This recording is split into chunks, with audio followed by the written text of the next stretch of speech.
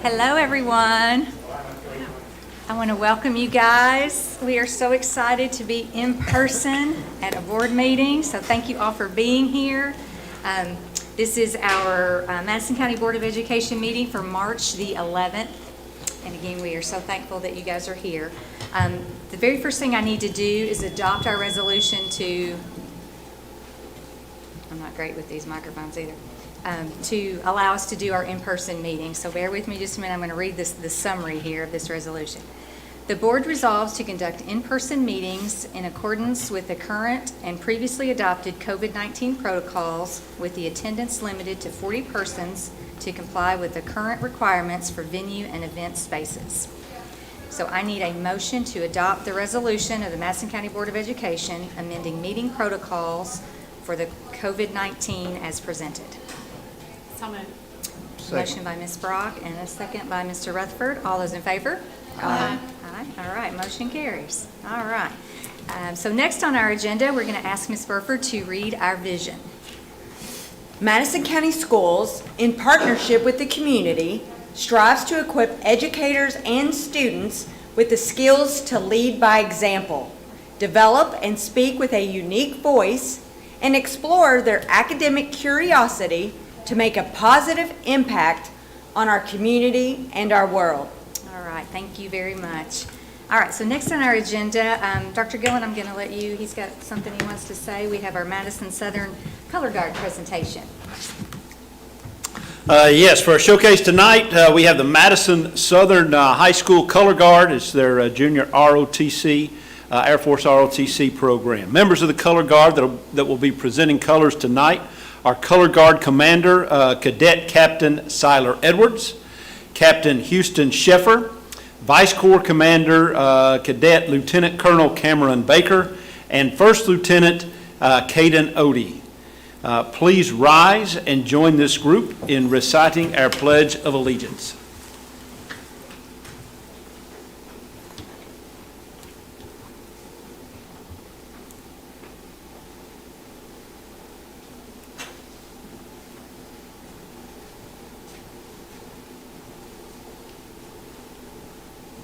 Color guard. Halt. Center. Face.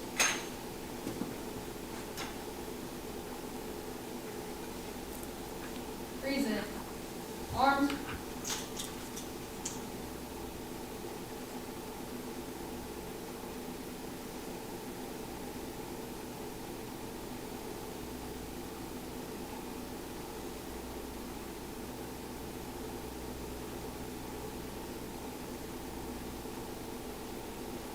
Pledge allegiance to the flag of the United States of America and to the republic for which it stands, one nation, under God, indivisible, with liberty and justice for all. Order. Arms. Left. Face. Exit. Arch.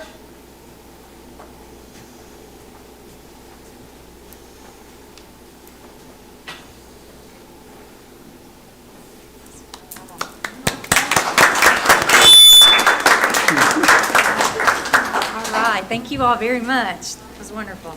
Okay, so Dr. Gillum has our next item on the agenda, which is our recognitions. Yes, our staff recognition first. Madison Central High School Assistant Principal Katie DeSimone was recently awarded the Kentucky Association of Secondary School Principals Assistant Principal of the Year Award. Mrs. DeSimone's work over the past year has not gone unnoticed. Her willingness to help and support others is at the front of her job every day. Over the past year, she has developed, planned, organized, and implemented numerous plans to help the staff and students of Madison Central navigate through this pandemic. She is a leader we are all proud of and glad she is a part of the Madison Central family. On February 24th, she received the award at the KASSP luncheon. Katie will also receive a trip to Washington, D.C. as part of this award. Congratulations, Katie DeSimone, on a well-deserved award. Congratulations.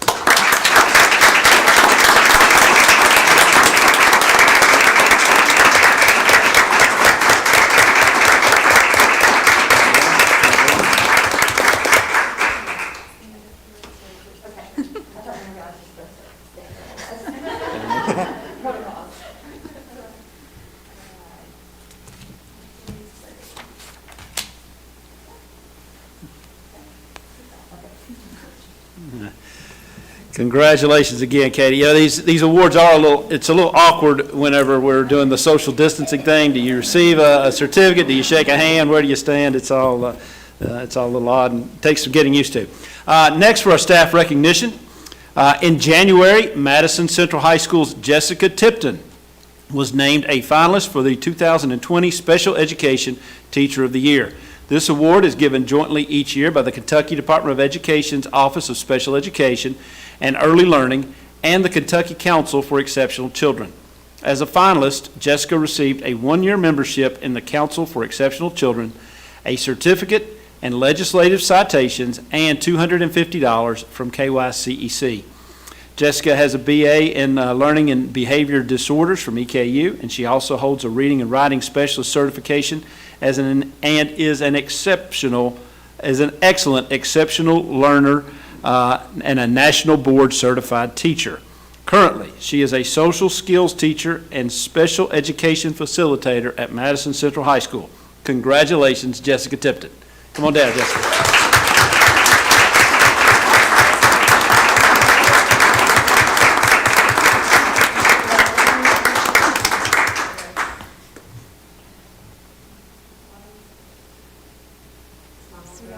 Congratulations.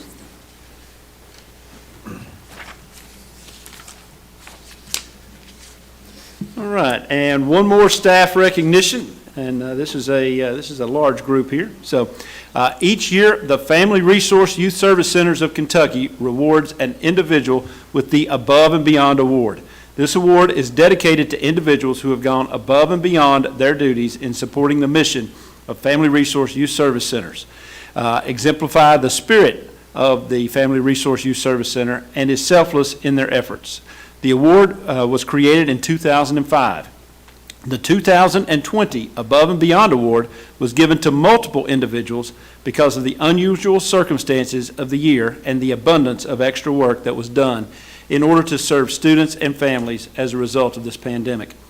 We are proud and wish to congratulate all of the Madison County Schools Family Resource Youth Service Center coordinators as Above and Beyond Award recipients. This year, those recipients are specifically Amy Carmichael, Sean Quinlan, Kim Quinlan. Come on down as your name is called, please. Zach Ray, Ashley Taylor, Michelle Dunaway, Dana Lowe, Angie Daniels, Tracy McIntosh, Stephanie Beard, Rebecca Moppin, and Marianne Haynes, who recently retired. And we would also like to take this opportunity to welcome Tanya Snyder, who replaced Marianne, to our Madison County Frisky family.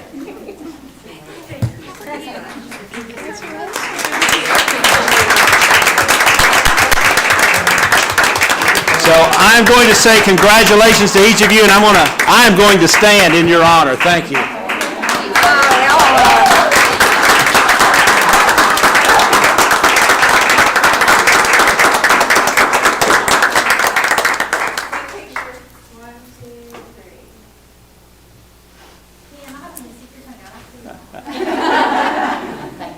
Absolutely. Congratulations. Great job.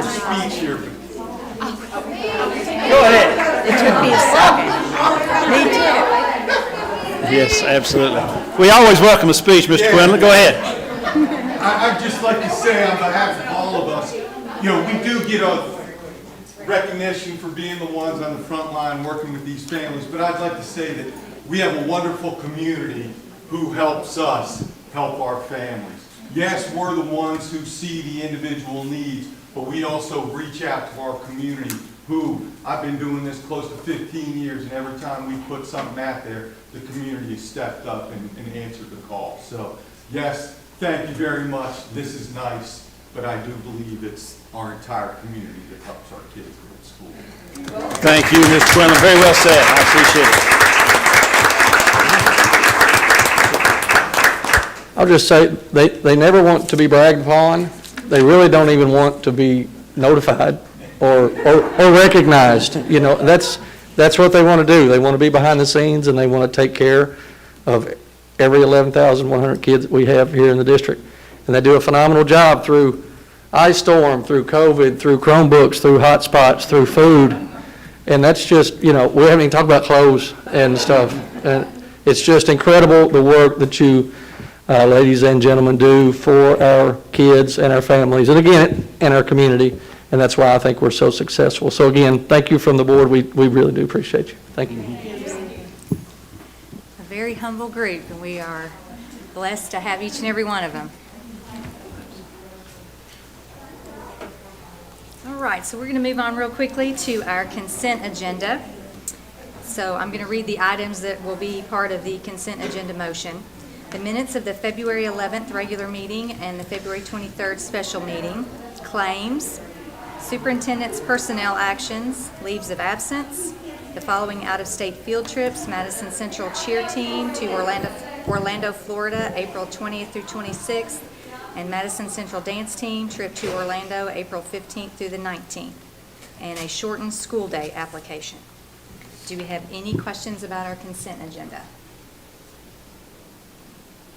No questions? All right. So I need a motion to approve the consent agenda as presented. So moved. So we have a motion by Ms. Coyle. I'll second. And a second by Ms. Brock. All those in favor? Aye. All right, motion passes. Thank you all very much. All right, moving on to our next item, which is to create and ratify a 4-hour paraeducation position for our preschool class. And Dr. Gillum is going to address that for us. Yes, this is, each year as we have students qualify either through identification for economic need or aging into our preschool program, then we add students, and we always add classrooms. At this time, we are ready to add an afternoon classroom at Madison Kindergarten Academy for preschool. We already have a teacher that's doing the AM portion, so that we don't need to create that spot, but we will need a para to handle that afternoon duties. So that's what this is. Anybody have any questions? No? All right, so we have, this position will be paid, just a reminder, will be paid using our preschool funds. So do I have a motion to create and ratify the 4-hour preschool paraeducation position? I'll make the motion. All right, motion by Ms. Burford. Do I have a second? I'll second. And a second by Mr. Rutherford. All those in favor? Aye. All right, motion carries. Thank you. And then next on our agenda, Mr. Woods is going to talk to us about our renewal of our audit contract. Good evening. We would like to request that the board continue the audit contract with Heartland CPAs. If you remember, last year they did bring us a change in name. All they did was restructure into 2 different divisions and did a name change. We did a 5-year contract with them. Actually, it was a renewable up to 5 years. We would be in year 3 of this. They do an excellent job working with us, and then their knowledge of the Munis system is unbelievable. They're able to pull their own data. We don't do that. We give them access rights, read-only rights for reports. They pull their own data, so they're verifying everything really well. We would ask that you continue the audit contract. All right, do we have any questions for Mr. Woods? No? And I'll just note too that the cost is the same as it has been. There's no Yes. change in the cost. So, Is this just a 1 year, or are we extending it? We would extend it for this, the year that we're in, so they would audit the school year that we'll be finishing in June, and then we will bring this back. We can do it up to 2 more times before we'd have to bid it back out. Okay. So I need a motion to renew the audit contract with Heartland CPAs and Advisors, who were previously Stiles, Carter and Associates, for our fiscal year ending June 30th, 2021, for a total cost of $26,800. So moved.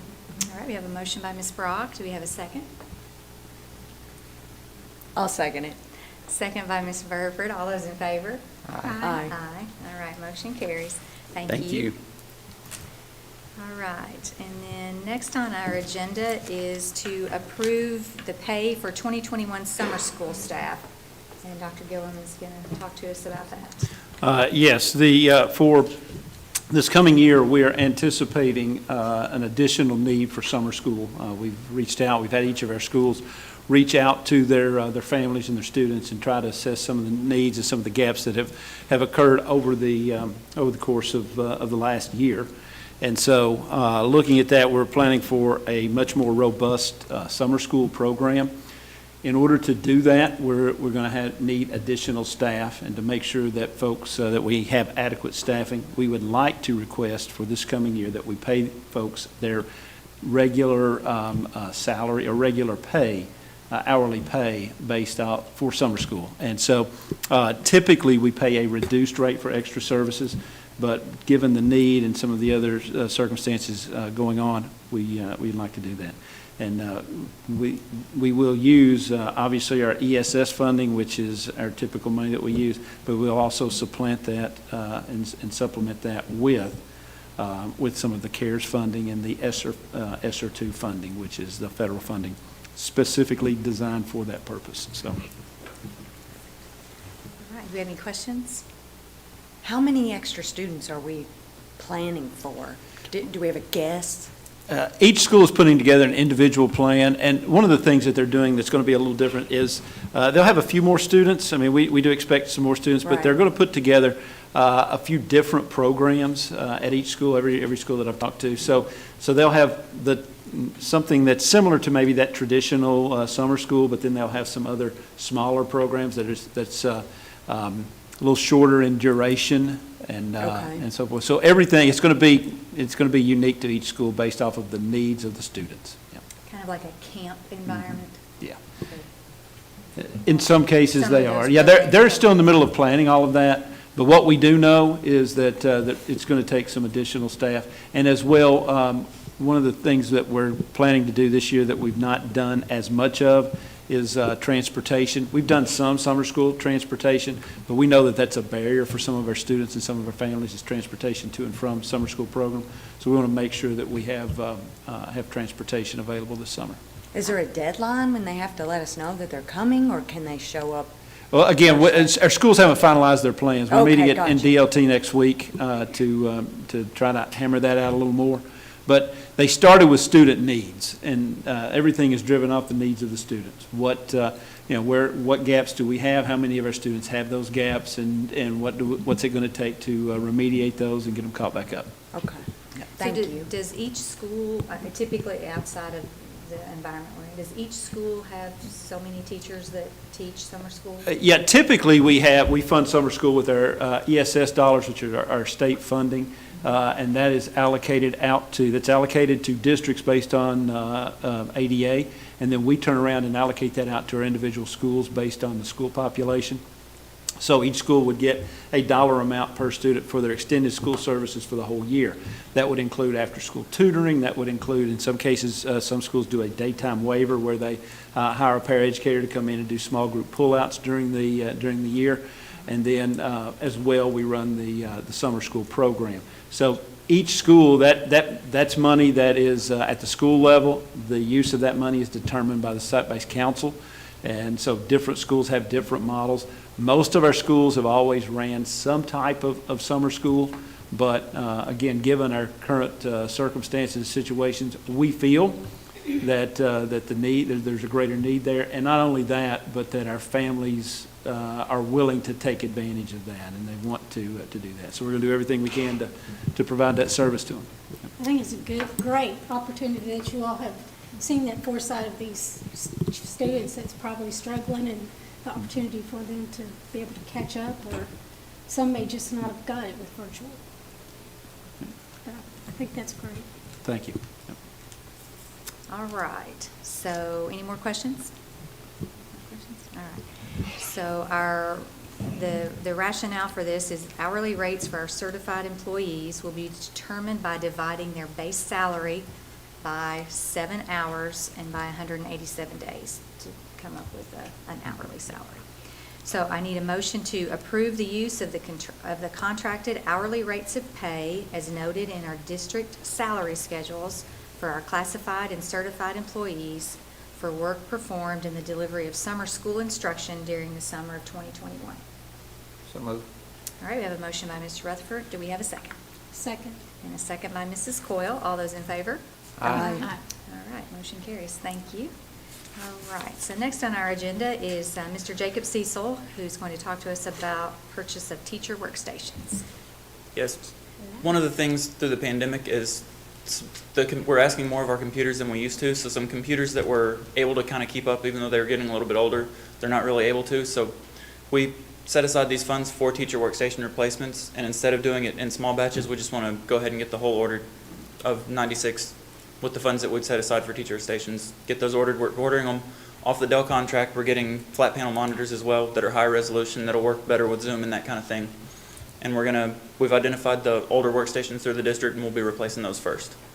Do you have any questions for Mr. Cecil? When do you expect delivery of these? Will it be? Computers, they're not running quite a back order like a lot of other things. Probably within a month or so after we order, we'll get them in, yeah. I think it's important to note, too, we've been anticipating these purchases. This Yes. isn't something new that Yes. we're coming up with. Mr. Cecil, can you just kind of explain exactly what the workstation is? Because somebody hears workstation, I mean, it could be multiple things. Can you kind of explain what it is? Every classroom has just the teacher workstation. It's a computer and monitor. That's what they hook the projector to. They've got a document camera they hook to it. That's what they're able to print from. It kind of runs all the intelligence side of their classroom is the workstation in the room. Now they're running Zoom on it so they can teach the hybrid in-person and virtual learning as well, so. Do you have any other questions for Mr. Cecil? All right. Okay, so we need a motion to approve the purchase of 96 workstations and flat panel monitors as presented. So move. All right, we have a motion by Ms. Burford. I'll second. And a second by Mrs. Brock. All those in favor? Aye. Aye. All right, motion carries. And you can just stay right there for the next item, Mr. Cecil, to approve the purchase of our server replacement. So at our main data center, we've got the core of the network is some clustered servers, so they're very highly available. If we have hardware failures and that kind of thing, the end user won't see it go down. The existing equipment we have right now, we purchased back in 2014. It's worked great for us. We've had minimal issue with it. We haven't had any downtime short of power outages and that kind of thing that, the servers has worked great. However, it's 7 years old now, and we can't get parts for it anymore. So if parts start breaking, and we're at the age where parts will start breaking, we wouldn't necessarily be able to fix it right away. So this is kind of a proactive step. We want to get good hardware in there so that it will continue to service, and our teachers and staff and students won't see any kind of issues or anything because we can't get parts, if that makes sense. So we're buying, it's going to be clustered, so there's highly redundant, everything, single hardware failures, it's not going to cause any kind of big problem. We're buying it off the Cats contract, so it's, we're getting good pricing on it and that kind of thing, and we're using our Cats dollars to pay for it, which are state funds that we get for purchasing technology type stuff. So, and we tend to set aside most of the Cats, or half the Cats funds for infrastructure projects like this that'll kind of affect everybody, so. It's something, again, we've been anticipating it for a year or two now, and it's just time to move on it. Is it typical for it to last about 7 years before they start not supporting it anymore? Generally, yeah, you're going to get 5 to 7 years, especially out of enterprise level servers and that kind of stuff. Okay. Are we buying the same brand of server that we had? Yes. Okay. So you've been satisfied with Mhm. the performance? Okay. Anybody else have anything? I think probably given the speed that they've been working this past year, probably aged them slightly. All right. Okay, so do we have a motion to approve the purchase from Encore Technologies for replacement system of our current server system as presented? So moved. All right, we have a motion by Ms. Brock. Do we have a second? Second. And a second by Ms. Burford. All those in favor? Aye. All right, motion carries. Thank Thank you you all. very much. I appreciate it. Technology, all right. And so next on our agenda is Mr. Neely, who is going to talk to us about amending our school calendar slightly.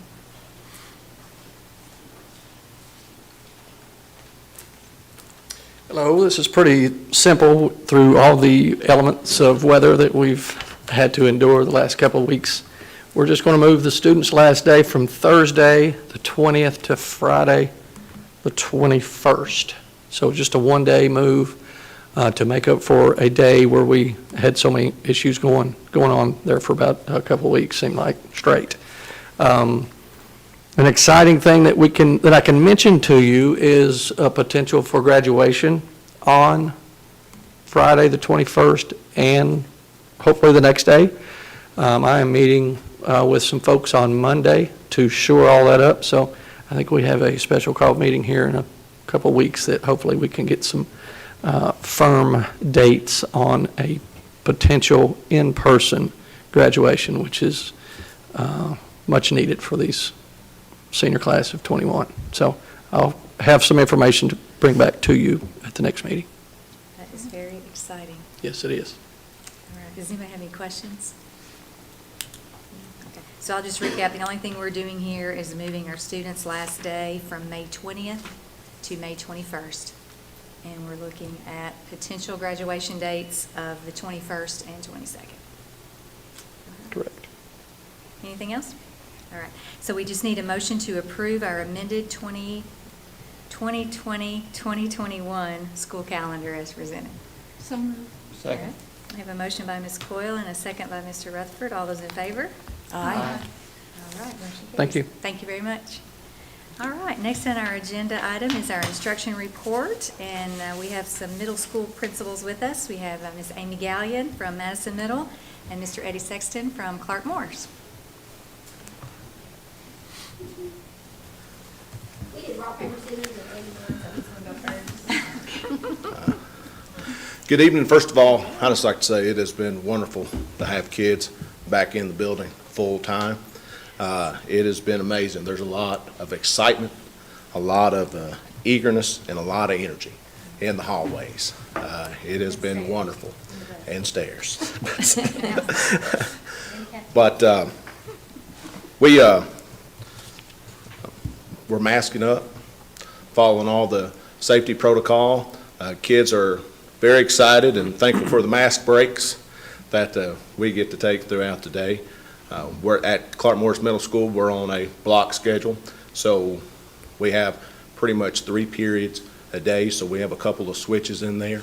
And for lunch, I cannot thank our support staff and teachers enough for their flexibility this year. And when I reflect about this year, that's the one word that keeps going to the top, is the flexibility of learning how to really ramp up the virtual platform.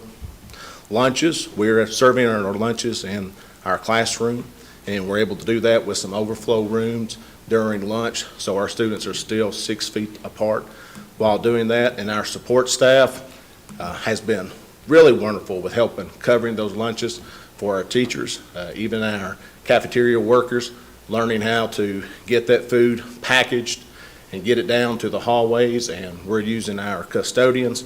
I mean, you name it, we're using them to get lunch out to our kids on time. And it's been a very successful full week back in the building. We our iReady diagnostic, I've heard a lot of, our kids are just as unfortunate. They're not learning as much this year. Some of our kids aren't learning at all, but, our iReady diagnostic shows that our kids are learning. Our children are resilient. I know you all know that, and all of our teachers and staff know that, but it does show growth. The growth that we would like to see, we're not where we'd like to see, but just the fact that everything we've been through, kids are still learning. I think that just goes back to say that our teachers are doing a wonderful job, and our kids are doing a wonderful job from home and being back in the building. We looked at our kiddos, our needs, every kid that could possibly be retained, because we do have some gaps, and we have a support person for every kid that could possibly be retained this year, to put them on the path to success and get them caught up before the end of the year. So that has been wonderful, walking through the building and see mentors with kids, checking on them. Hey, how's your science grade going? I know where you're at in social studies, your math, your reading. Are we getting caught up? Yes, sir. Yeah, I'm working on it. And our kids have come back with just an excitement. Instead of us ending the third 9 weeks, it's really like the second week of school. A lot of excitement compared to usually when that fourth 9 weeks rolls around. We have credit recovery starting next week, 2 days a week from 2:30 to 4:30. So we sent out letters to families, and we have several kids. We're going to have a full house showing up with the staff that we have providing that. So we have a good group that's going to be staying a couple hours after school, 2 days a week for the rest of the year to get caught up on some of those academic gaps that we had throughout the year. But we are working, Mr. Gillum talked about our summer learning framework, our program. We've been meeting with our leadership team and with our teachers to see what that will look like at Clark Morris Middle School, what's going to work best for our families and for our kiddos and meet the needs, because we realize there's several different groups of kids, some of those some social emotional learning, some of those kids that there are some huge gaps, but then some of those kids that they love in-person learning. That virtual platform was difficult for them. So we know that getting them back in the building over the summer is going to spark that interest again and get that excitement up as we roll back into the fall. But I invite you all to come out. I know you're busy, but come out and see some of the great things that are going on at Clark Morris Middle School. Any questions? Are we allowed to visit? Just follow the social distance signs, and we'll make it happen. I know, it's been so long since we've all been in a building, we don't know if we're even allowed. Yeah, don't invite us, because we're coming if you do. We're ready. We would love it. I mean, we've got it, the signage is posted, and we've had, visitors come out to the front office, but if you get the chance, come by. Yeah, thank you. Ms. Galliard? Thank you, Mr. Sexton. Well, he said flexibility. Our words at Madison Middle this year have been grace and flexibility, because we all need a little grace to go along with that flexibility.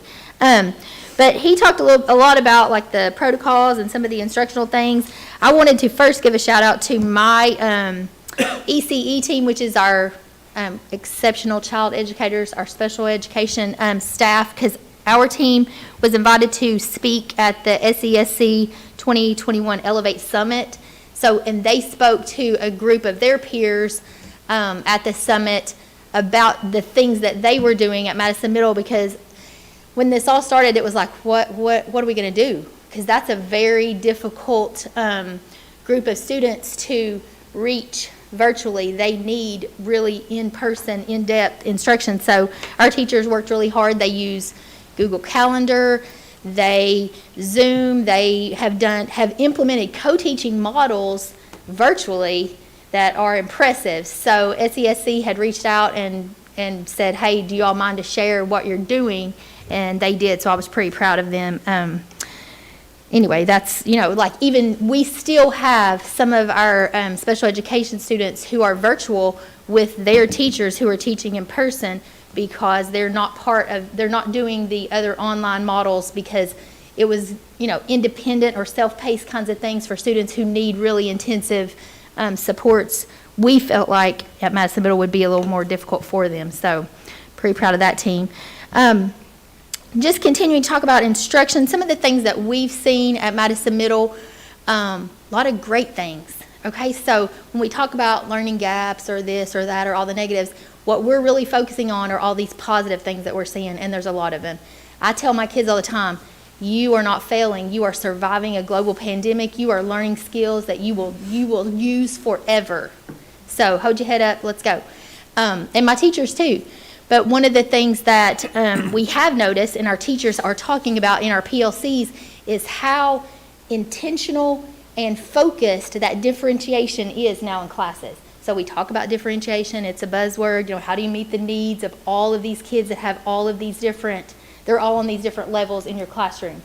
And several teachers are like, with Zoom and these platforms, it's become almost easier to do that, because you can break kids out into rooms and meet with them even one-on-one, or set up Google Calendar invites and have them come to you individually for some extra stuff that when you're looking at a classroom of 30 can be a little more difficult to accomplish, because kids, especially at the middle school level, can get a little embarrassed by those kinds of things. But this has caused a lot of really specialized differentiation to take place, which is something we're looking at to take forward. How can we continue with this stuff that's really positive and, keep doing it when we go forward? And then we've also noticed a lot of increased parent involvement and engagement. And we've had parent academies at Madison Middle for several years. And at the beginning, we'd have larger groups, it kind of fell off some months we'll have 4 or 5, but we've really seen an increase in our parents and our guardians attending our virtual parent academies, because we've just kept them going. We're teaching our parents about Google Classroom.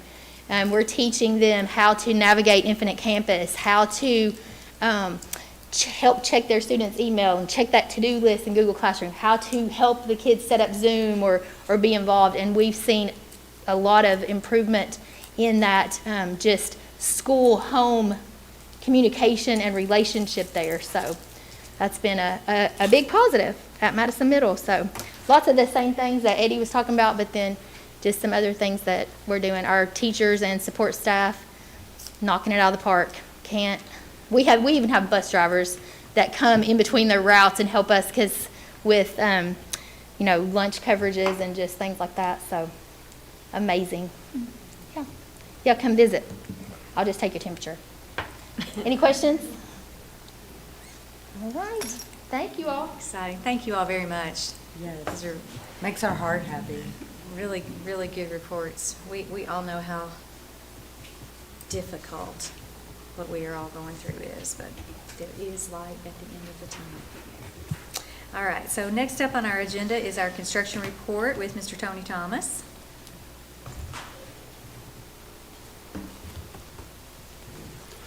Good evening, everyone. Let's see, I think we have a PowerPoint coming up, and you'll notice in the first picture that we have sunshine, finally. And we're going to start at Berea, the CTC, and for the past couple of months when you drive by there, all the clay was very dark and very black and very wet, and they've struggled to get some progress, although they have. I give them credit for being on site. And here again, you can see that the clay has dried out now, and they're able to work with it, and they move. Mr. Cash and I were on site this morning, and we were talking about a lot of dirt and maybe a little fishing, but mostly dirt. But they're able to start the footings and what they call stem walls now, and you can see the piles of clay and topsoil in the background. They're digging new footings, so they are moving. The pad is established for the building. They're installing more footings. You can see Fairstown there in the background. This was an area that the geotechnical report indicated that there were some bad soils, and we caught it early in the bid, so that rock bridge is already in the bid, and they're going to start filling that up now that we've got some drier weather.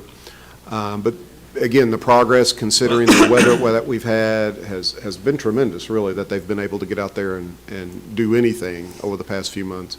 But there were several people working on the site this morning, and we were happy to see that. So the pad and the footings all in good shape. Any questions about Berea? And a little bit later in the report, we'll talk about the colors down at Berea as well. But in terms of construction, if not, I'll move on to Richmond. You can see now, and of course I'm sure everybody drives by there, sees the great big walls. Of course, those are tall concrete because that's our storm shelter, and they're just about completed with that. They worked on that through the snow and ice as well. A little bit closer shot, but you can see the continuing footing work, and the dirt there is dry too, so good to see sunshine at both sites. That's a freshly poured footing that's coming away from the storm shelter area. That's inside the storm shelter. Of course, that'll look a lot different when we're finished with wood floors and paint and joist and basketball goals, and so they've only got the last little piece of formwork to put in there. That's the view from about that Traco there is about where the bleachers will be, and then the court will be to the left, and that's just a little bit of a close-up of some of the detail work that they're doing. They're Rising Sun really doing a good job on the concrete work. Again, more footings poured in place and piles of dirt in the background. That's just where we are. You notice the stepping here, the front of our building, if you remember, kind of has that cascading step back, and both buildings have that feature in the lobby area there. You can see they've started on that work as well, and where those plates are, or where the big, masonry piers are. So similar to the CTC, we're very happy at this point with the progress that's being made. Mr. Cash, of course, and I and Mr. Gillum talk about them all the time, and at this point, we feel like progress is above satisfactory. So, any questions about Richmond? Now we'll talk some colors. Excuse me just a moment while I grab the board.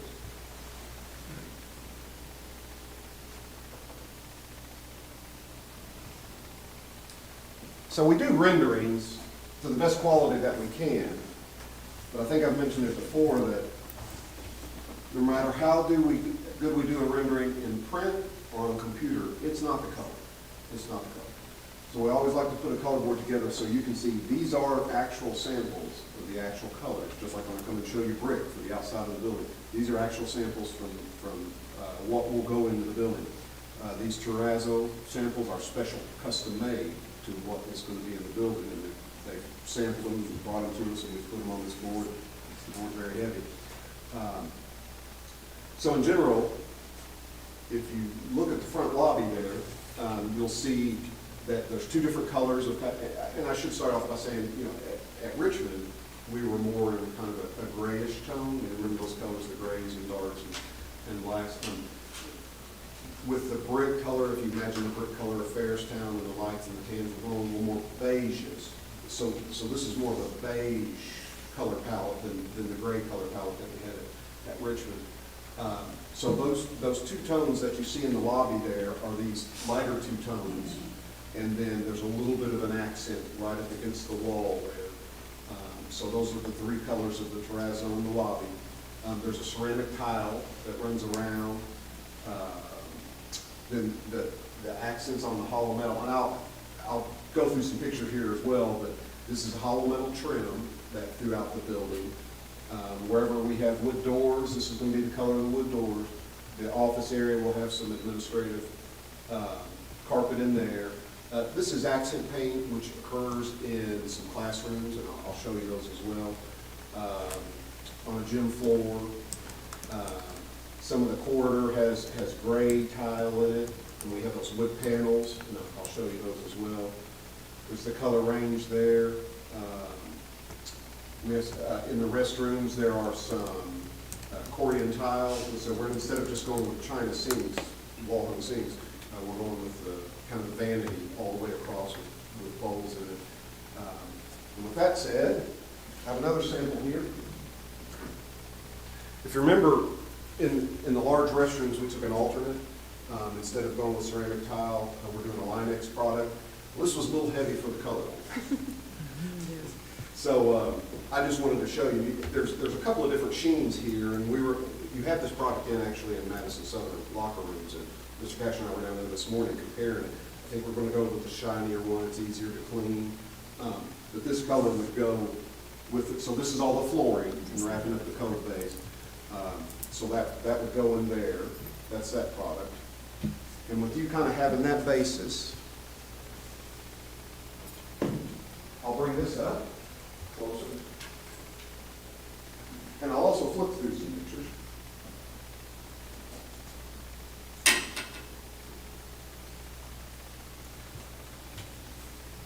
So obviously the front lobby, which what you're seeing there, that is a picture looking back the other way. That's a classroom with the accent wall. This is going down a corridor with some banners, and you can see the two different color of tiles there.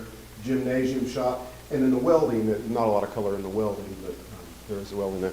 And now I'll go through them on the screen as well. So that's the front lobby looking in one direction towards the storm shelter. Mr. Thomas? Yes, yes. Sorry. That Go back. frame around the door there, the orange, Yes, that is this color, correct? yes, Okay, yes. Yeah, see how it can be different? I'm just making sure. That is the color. Yeah, Gotcha. that is And the that's accent. kind of the southern orange. Yeah, sort of. and Was that intentional? Or? well, it just kind of happened that way. The same thing happened because I mentioned early on as we were going through colors that, our discussion with Dr. Gillum and others was these are more community and region and county-wide. Both of them could be considered that. So we don't really want to integrate the colors into the school. But it just so turned out that the red color, which is almost a Madison Central red, turned out to be a good accent color at the front of the building, with the black at Richmond. It was more coincidental. Well, we kept playing with the orange color here. We tried teal and we tried some different color. It just turns out that the close to Southern Orange worked out. But it's not, everywhere, and of course, we didn't integrate the blue at Southern or the blue at Central for that matter. But that's observant. It is very close. Then this is looking the other direction, back towards where you would go down into the labs. And that wood panels, you can see the wood panels over all the way to the upper left are what you see in the ceiling area there. And then the shiny terrazzo with Ferristown School out the windows there. That's a typical classroom, and those would be owner-provided tables. And of course, we'll get with Mr. Cecil back there at some point and talk about how to connect all the computers and so forth. Now this is once you walk through those doors and you're looking down the large corridors towards the labs. It was always a discussion, of course, with Dr. Gillum about let's give them elbow rooms in the corridor and get the ceilings up high, and it just keeps everybody a little more passive in their attitudes to have some elbow room as they walk down those space through that corridor there. And you can see the banners on either side identifying the spaces inside there. This is the gymnasium, storm shelter. This is another view of the gymnasium storm shelter. This is a welding shop.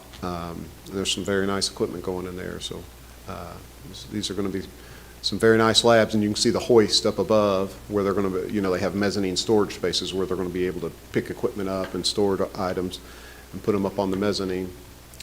And it's hard to see, but those are welding booths that surround the entire lab. There's 25 welding booths. And then, of course, a large 14 by 14 overhead door with some glass in it to allow some light in. And another shot of the welding shop there. So there's no motion required on this, and I do have a couple more things to show you about Clark Moore's. No motion required on this. This has been at the upstairs in the administrative office. I think the color board for a week or two, and this for a few days. I'm going to leave them here again if anybody hasn't seen them yet. And of course, this PowerPoint is available. I guess the big picture for me is, I think on the Richmond one, I had several people comment on kind of one-off color that we had, and we changed that, and that's a light gray now. That was more than one person. Same thing here. If anybody, you can say it tonight, or if you feel like, I'll tell Dr. Gillum tomorrow that I don't like something, that's fine too. But in general, if in a week or so we really don't have any comments, this will be the color scheme that will relay to the contractor to, integrate into the project as they're constructing it. And they're, right now they're doing shop drawings and selecting materials, the corian and the paint and all those things that they have to buy, and the Line-X, they need to buy those things. So with that said, any more questions or obvious objections at this point to the color scheme in general? I think it's lovely. Okay. Well, I think it's just aesthetically just beautiful.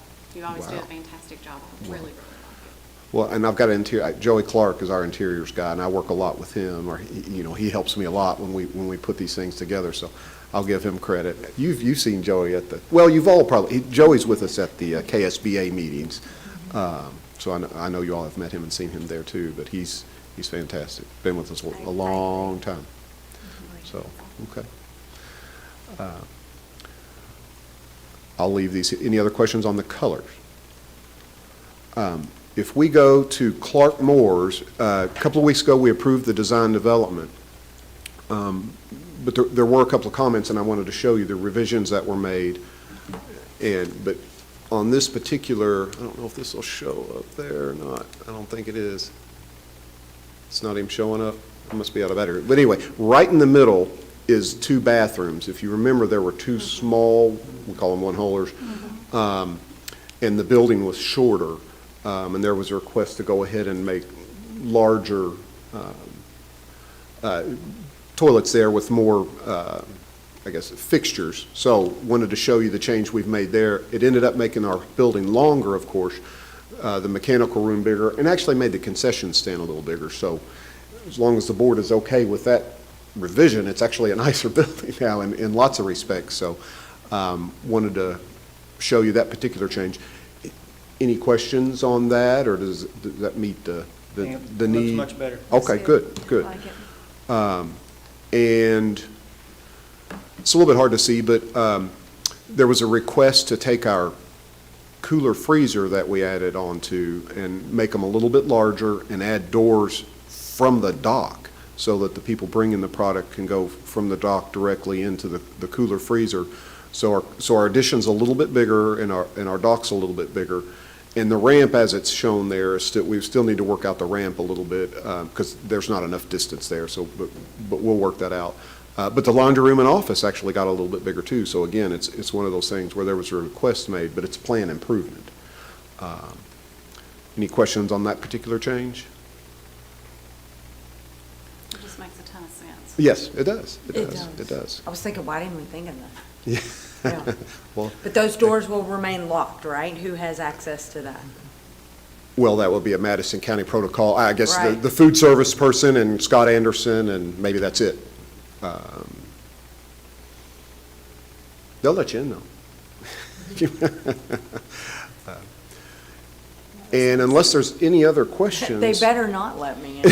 Yeah. I better be going through the front door like everyone else is That's supposed right. to. That's right. Well, that is a good question, though, and we need to make sure that they Yeah. have a good, secure, I have already talked to the manufacturer about what kind of seals and, because that's actually facing west, and the sun can hit that. I mean, we have a Yeah. cover and the weather seals and things like that on it. So I've already talked to them about the weather part of it and the sun part of it. Security is a good part, too. You don't want some, so we'll make sure that they. Was this the area too, Tony, where we were extending it slightly to cover our In fact, gray good tree question. thing? If you see that, the square right above to the north of the plan, where, at the top of the screen there, that square is where we're housing the big Tin Man. That is the. Yeah. I drove by just to see the Yeah. Tin Man. It's a big evap cooling tower. And see, that's what you get a lot of times when you go geothermal. Of course, Madison County does it one reason, because it's cost-effective and it's environmentally friendly, but it also gets rid of a large cooling tower and the chemicals associated with that. When Clark Moore's, there was no place really for a well field out there, and a lot of, anyway, so there's a big cooling tower there.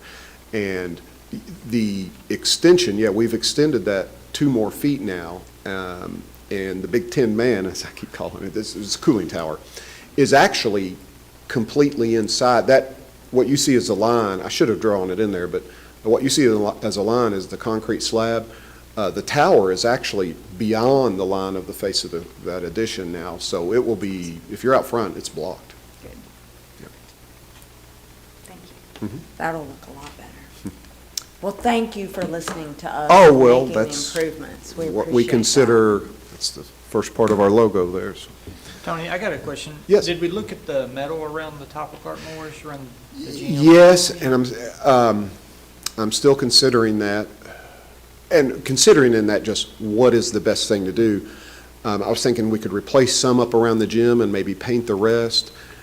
And the more I look at it and the more I see fading and the more there's little dents everywhere, I just wonder if we want to go to the extent of having it replaced.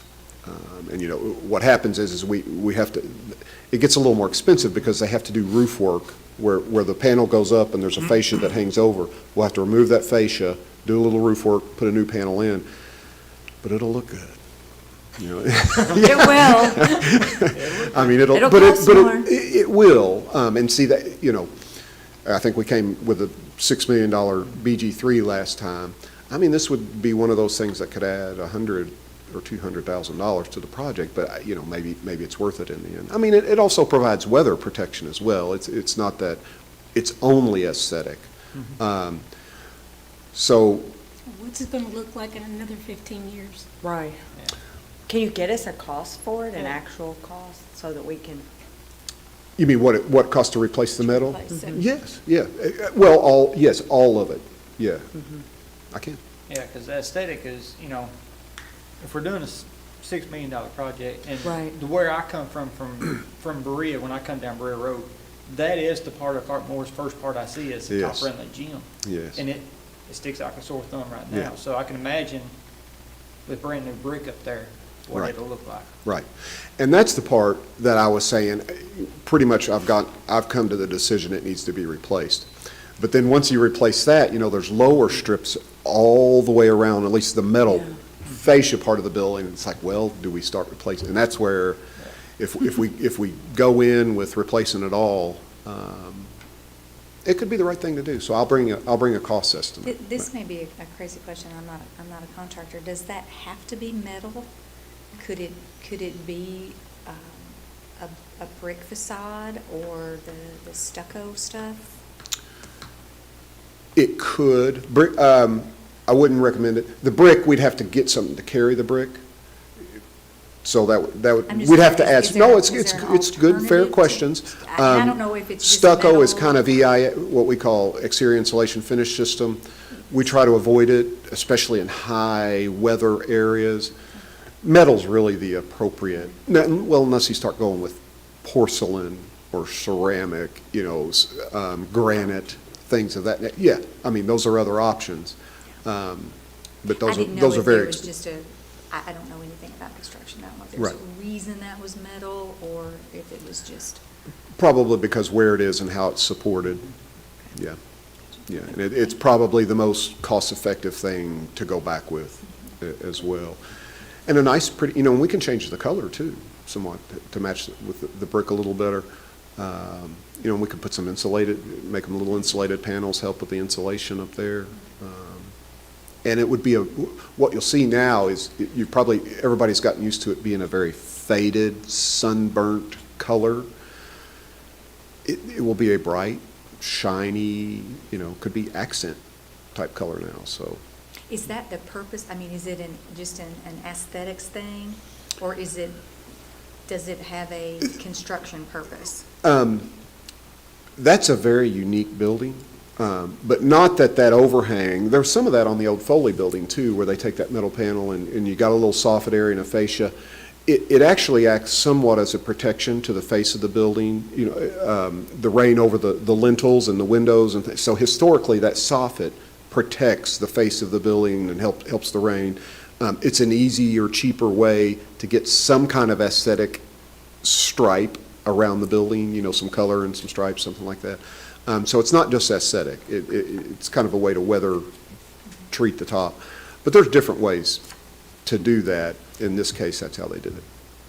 Thank you. All right, does anybody else have anything for Mr. Thomas? As usual, thank you so very much. Well, thank you all. For all your hard Appreciate work. it. We Yes. appreciate it. All right. Okay, so next on our agenda, we have our finance report with Mr. Mark Woods.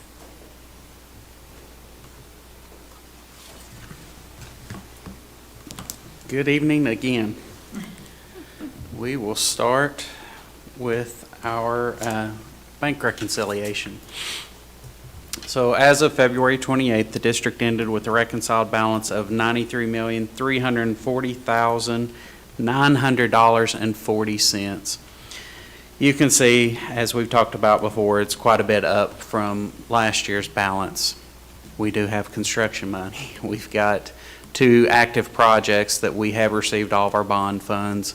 That makes up 2/3 of that amount.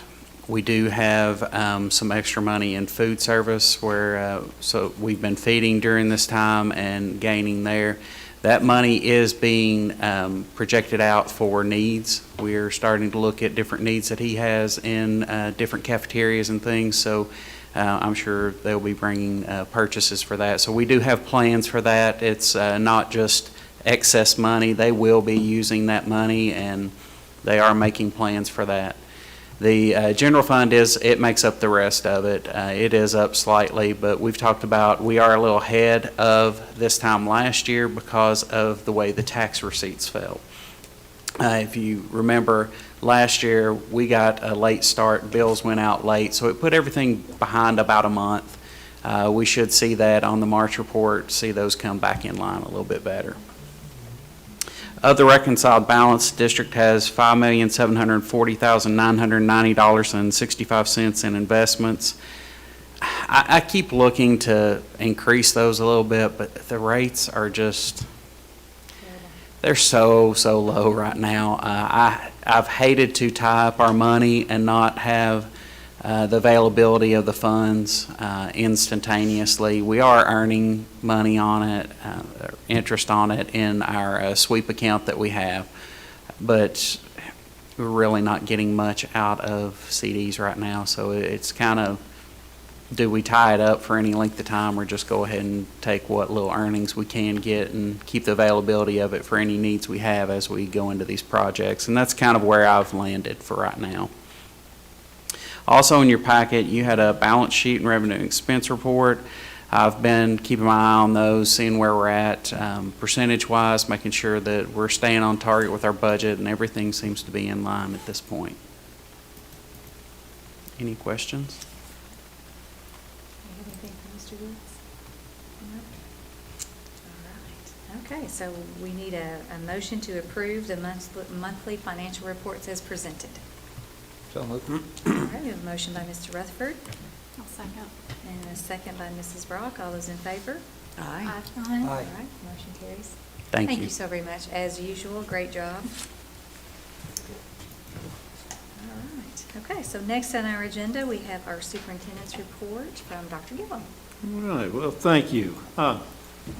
So last week, we did finish our second round of vaccinations, and this week, we were able to return full 5 days per week for instruction with our kindergarten through 8th grade students. And that, as you've heard our middle school principals say, very, very exciting news when that happens.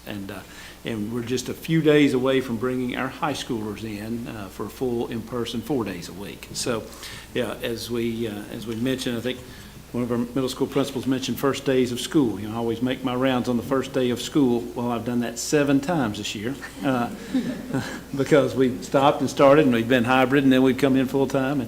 And I plan on making rounds one more time, and when our high schools come in, and that will be my 8th first day of school, and I'm done for the year. We're going to finish out like this. So very, very exciting stuff. We've also started conversation. You heard Mr. Neely make reference to it, conversation about some of our end of the school year activities. You know, we will blink 3 times and it will be summer. Yeah. So we're really excited about opportunities for recognition programs and for graduations and for all of those things. And while safety obviously is our main concern, our top consideration, but we'll be planning for these events and making sure that we put all the appropriate precautions in place to make them happen. More details obviously going to be released when we get closer to the end and those plans are finalized. I mentioned summer school already. I'll say it again. We are planning for a very robust summer school event, and you know, we realize the needs that our students have, and our teachers and our principals are ready to embrace that and make sure that we meet those needs.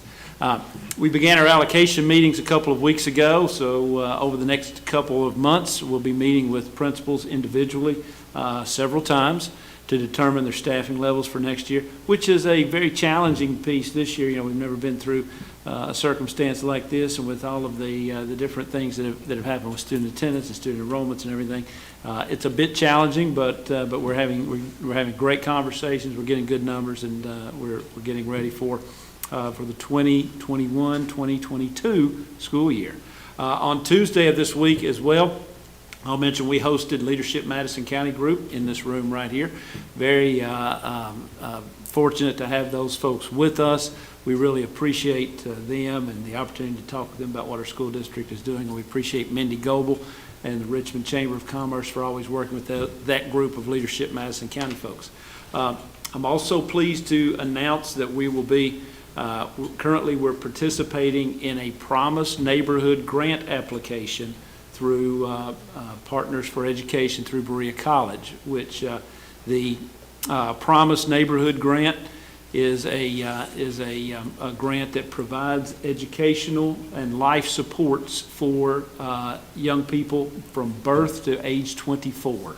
And we're talking, so if you think kind of in the framework of Gear Up, some of the things that we see with Gear Up, it's Gear Up expanded beyond those high school and middle school years. It goes all the way down to birth and all the way up to the age of 24, and lots of services in between, you know, looking at career preparations and educational opportunities and just life assistance for those folks. So that's a very promising opportunity for us, and we're excited about that. And then finally, I want to make sure that I announce our partnership with App Harvest, Madison County's newest ag tech industry. App Harvest has it's currently under construction for 2 facilities, one in the northern end of the county and one down in the southern end of the county, directly across from Fairstown Middle School. They're going to be the one here just outside of Richmond is they're going to be producing tomatoes. I think several acres of greenhouse under roof. On the southern end, they're producing leafy greens, lettuce type product. And so as part of that, they're partnering with us to provide container projects for both of our, for Madison Southern and Madison Central ag programs. So our students are going to be able to have the same type of technology that they're using in their greenhouse will be right there on our campuses at Madison Southern, Madison Central. So we're excited about that opportunity. We really appreciate App Harvest for that. And then I will finish with this, listening to our Family Resource Youth Service Center directors. It truly is amazing the work that they do. We certainly recognized them, and Mr. Neely got up there and he spoke. But as we were doing our preparations and our planning for the coronavirus and how we were going to get kids back in and all of the things, every time we ran up on a sticking point, we said, well, the Friskies can handle that. Our Family Resource Youth Service Center, they'll take care of that. Chromebook distribution, well, they'll go out and they'll check to make sure that the kids that need it and the families that need it, and food distribution, they'll handle that. So everything, so many things just got passed to them, and they did just a tremendous job. And I appreciate the words of Mr. Quinlan there when he, at the end, whenever he spoke, he said he was obviously what they do. They give credit to someone else, but they certainly gave credit to this community, and he referenced the heart that our community has, and certainly Madison County has a huge heart, wants to help out, but our Family Resource Youth Service Centers are the hands that carry out those intentions of the heart. And so I want to make sure that I say a special thank you to them in addition to everything else. And that's my superintendent report. All right, that is a very exciting report. I will second and I know everybody else who read too, the Friskies that we have. Somebody asked me one time, what do they do? And I said, what don't they do? They are a very humble group of people, and just a blessing to this district. So I second that. All right, do we have any comments from the board? I just say that it was really exciting this week to see buses going through subdivisions, and I turned out to go to work, and there's children out at Caudle and Glen Marshall, and I was like, oh, look, they're there. So it was a different feeling because those parking lots have been empty, and you don't see it moving around. So it was a little thrill to see that. I have to second that. This morning when I got off work, going home, I had to go by Kingston, and it's the first time in a year I've had to get stopped by traffic to turn into people trying to get in and out of Kingston. So it was actually really nice to see that traffic was actually backed up, the parking lot was full. So, and also speaking on Frisky, I'd just like to throw this out there to our community that if you're going through your closet and you've got old dress shirts, dress pants, stuff like that, call our local Friskies, your high schools, your other elementary schools, because they've got kids that can use this kind of stuff. If it's well-worn stuff, instead of just throwing it away or whatever, call them and ask them, and they can utilize this stuff, and it really helps. Khakis and polos. Khakis, polos, blue jeans, boots, shoes. I went in the other day and saw Mr. Quinlan, and he had two mattresses laying there that were in really good shape, and he's like, somebody said, do you want them? He's like, you bring them, I'll find somebody to give them to. And he's like, I promise these will be gone by the end of the day. So to our community out there, I really ask that you, when you dig through your closets and stuff, if you've got really nice stuff that's appropriate for our kids to have, call one of our local Friskies and see if they can use it, because they can use it, I promise. It's so good to be back. I can only imagine how the teachers and the students feel, as excited as I am just to be back in the building. Something that really jumped out at me through the whole meeting, not that it doesn't at every meeting, but the overwhelming message that we've heard from everybody that has spoken tonight is meeting the needs of our students. Whether it's through the plans that are getting ready to happen through summer school, they're going to meet the needs of those students with the Friskies, which is so obvious in all they do. the middle school principals talking about the bus drivers, the staff, everybody that's been coming together to again meet the needs of the students. So it just reiterates how proud we are of the jobs that, you know, our students, our staff, you know, our teachers have just gone above and beyond and never taken their eye off the ball. And that is to meet the needs of our students. So it's just, it's a breath of fresh air to be back. I'm so excited. I will add, I second that wholeheartedly. And not just that, but when they were speaking of the students' resiliency and how they are learning, because we hear such stories sometimes, and my student can't learn virtually. So we hope that what we heard tonight is actually happening, and we know it is. And like you mentioned with the Friskies, they do powerful, powerful work. So I am excited, like everyone else, to be here because it makes a difference.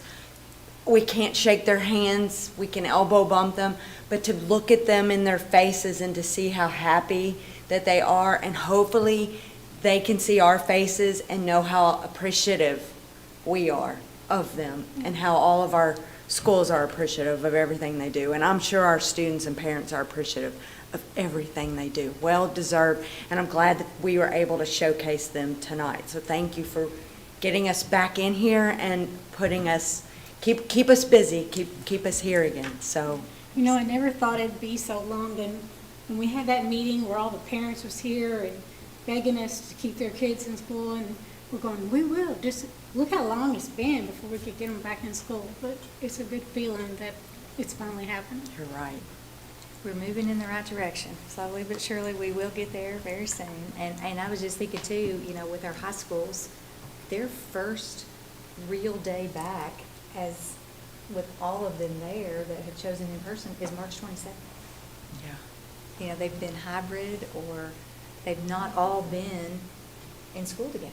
They're going to meet new people on the 22nd. Yeah, it's like, it is a truly. It's the first day of school. for Yeah. them. Yes. I Our stopped. freshmen are going to meet new Yeah. friends. I stopped by and talked to Mr. Ray at Southern a couple weeks ago when we were doing they were coming into the high schools a couple of days a week. And this was just a few weeks ago, and he's like, I literally have kids that this is the first time they've ever been in this building. Because they've either transferred in or somehow or another, but he's like, this is the first day they've been in this building. And so, I mean, that's a great thing that they get to, soon they'll be back in the building every day. Yeah.